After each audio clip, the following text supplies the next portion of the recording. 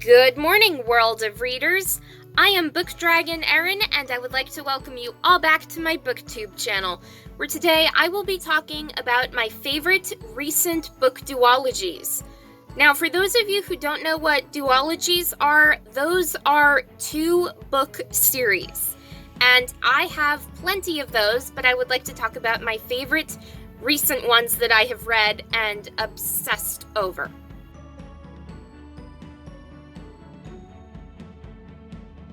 First, we have the Devil's Playground series by Jade. The Devil's Playground series is a fictional dark romance with an MMF love story, and there are 2 books in that duology, and they are The Devil and The Devil's Advocate.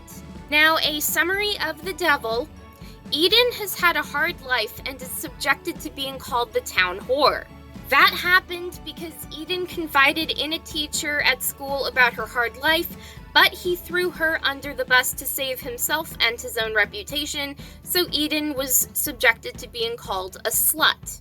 Eden has actually fallen in love with Cain, who is her stepdad, and he is closer in age to Eden than his own wife, and I was so confused why they got married in the first place, and I'm not going to reveal all those secrets just yet. Eden's mom dies suddenly, and she is left alone with Cain, and while the rest of the town thinks that she is sleeping with him, she wants so badly for that to happen, but is Cain the one who's really the right guy for her? Eden's life is full of secrets, and she trusts no one but Cain, yet is he really the one to be trusted? This novel is told in present day and flashbacks of Cain's past, and we come to meet Damien, who is devilishly handsome, and he's a smooth-talking politician who is interested in both Cain and Eden, but for 2 very different reasons. Someone convinces an agoraphobic Eden she is agoraphobic, meaning she is scared of the outdoors. Eden leaves her home to attend one of Cain's political events, where she is hit in the face with a truth that will either shatter her world or shatter her loyalty to Cain. So which one will it be? And now a summary of The Devil's Advocate. Once Eden's perfect image of Cain is shattered, she aligns herself with Damien, and she winds up falling in love with Damien while playing double agent. She pretends to love Cain, who's hurt her so many times over so many years, as she is starting to realize, all the while working with Damien to take down Cain once and for all. Just to be clear, that's all I'm going to say in detail about this book, because I want you to read this whole series and enjoy it just as much as I have, if not more. What did I like about this series? I loved the light connections to the Bible and how the stories seem to connect with different parts of the series. Now, I haven't read the Bible in I don't know how many years, but I still remember some of the stories from other books as well as the Bible. I mean, in the Bible, the biblical Cain killed his brother, and in this book series, Cain killed his own brother and their dad as well. In the Bible, Eden is a land uncorrupted, and in this story, Eden is a virgin until she sleeps with Damien while first thinking that he is Cain, and she falls into corruption herself. Moving on to Damien, in so-called prophecies, Damien is said to be the son of the devil who will rise in political power and be the cause to the end of the world. And in this book, Damien is devilishly handsome and a power player in the world of politics in this book. So please tell me I am not the only one seeing these connections, because I can't be the only one seeing this. Can I? Above all else, I loved how Eden went from victim to victor in a short time span, and how she took control through the corruption of her perfect little world with Cain to her much-deserved real world with Damien by her side at the end of all things. And it was so dark, yet so romantic, and I I loved it. I was obsessed. Moving on to another favorite book duology, we have the Give the Dark My Love duology by Beth Revis. Give the Dark My Love is a young adult fiction fantasy series, and there are 2 books in that series. Give the Dark My Love and Bid My Soul Farewell. A summary of Give the Dark My Love: young Nedra Bristain leaves her quiet home life on Lunar Island to attend Eugen Academy so she can learn medicinal alchemy, but everyone who attends looks down on her for being so much poorer than the rest of them. The only one who doesn't ignore her is Gregory Gray Astor, who is immediately drawn to the brilliant and beautiful and stubborn Nedra, who only seems to be interested in learning. Now, the reason Nedra is so focused on her studies is because the deadly plague has cursed the land and it's slowly making its way toward the cities.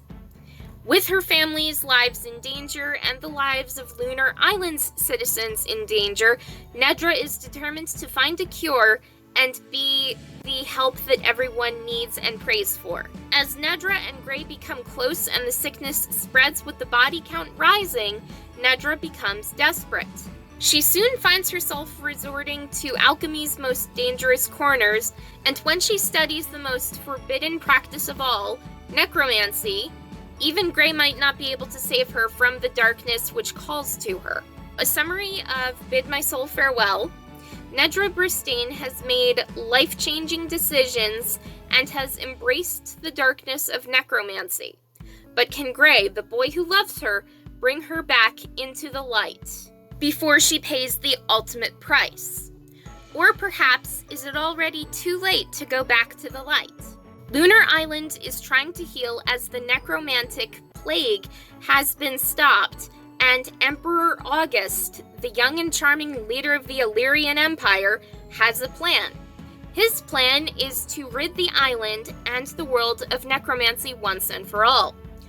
Though Gray wants the best for his people, he knows that if he sides with the Emperor, he'll be betraying the one person he loves most, Nedra Bristain.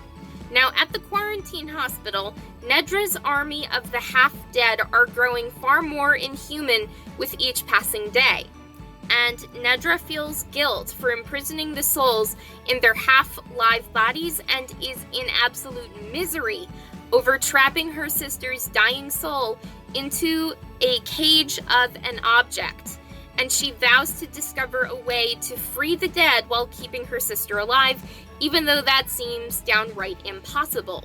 As she is still reeling from the trauma of the plague, the people of Lunar Island are looking for someone to blame, and that person is Nedra.